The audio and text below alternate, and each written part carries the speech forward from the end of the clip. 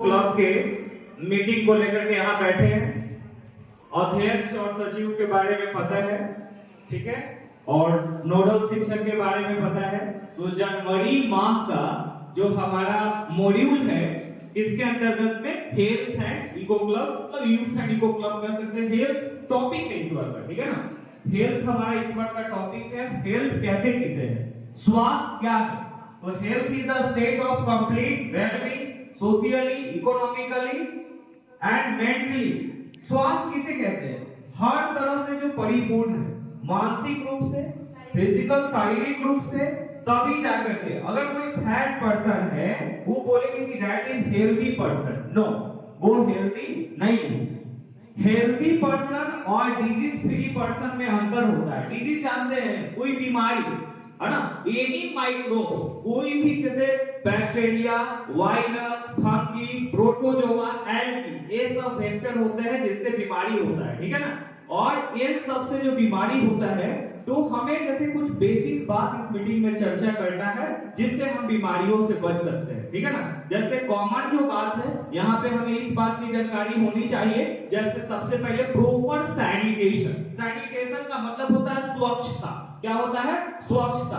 अगर आप स्वच्छ हैं तभी जाकर के एवरीथिंग विल बी क्लियर। अगर स्वच्छ नहीं है, देखो कहा गया है स्वस्थ वातावरण में, स्वस्थ शरीर में ही स्वस्थ मस्तिष्क का समावेश होता है ना। अगर आप हेल्दी एनवायरनमेंट में रहेंगे then only you are going to get the healthy brain. अगर हेल्दी ब्रेन है then you are going to understand whatever the topic that are going to discuss to you. कोई भी चीज जो आपको चर्चा होगा इसके बारे में, देखो तो हम लोग कुछ उपाय सुझाएंगे। सबसे पहले हमारा आसपास का सराउंडिंग साफ होना चाहिए। होना चाहिए कि नहीं?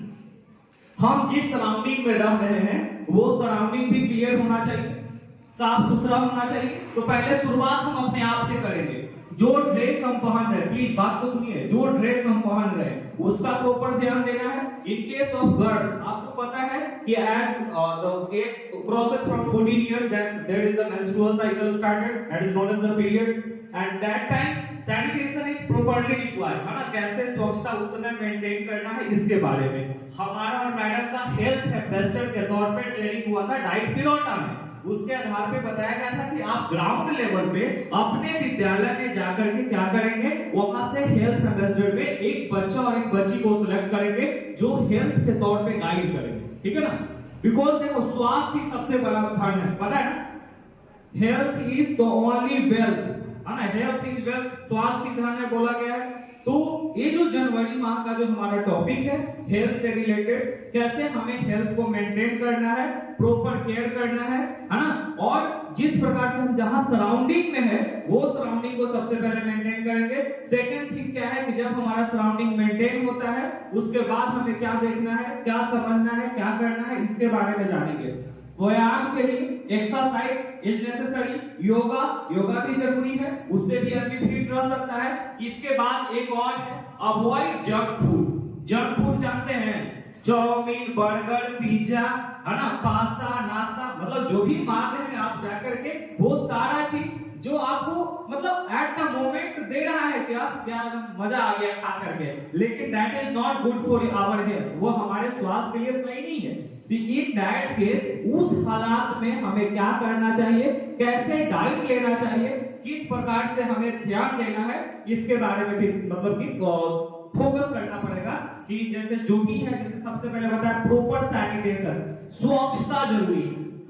ये होगा हमारे अपने आप से, हम क्या पहन रहे हैं, कैसे स्कूल आ रहे हैं, हम नहा रहे हैं कि नहीं नहा रहे हैं, ठीक है ना। हमको क्या देख रहे हो, हम नहा रहे हैं। तो जैसे कहने का सेंस क्या है, ये हमारा पर्सनल है, पर्सनल क्लीननेस, है ना।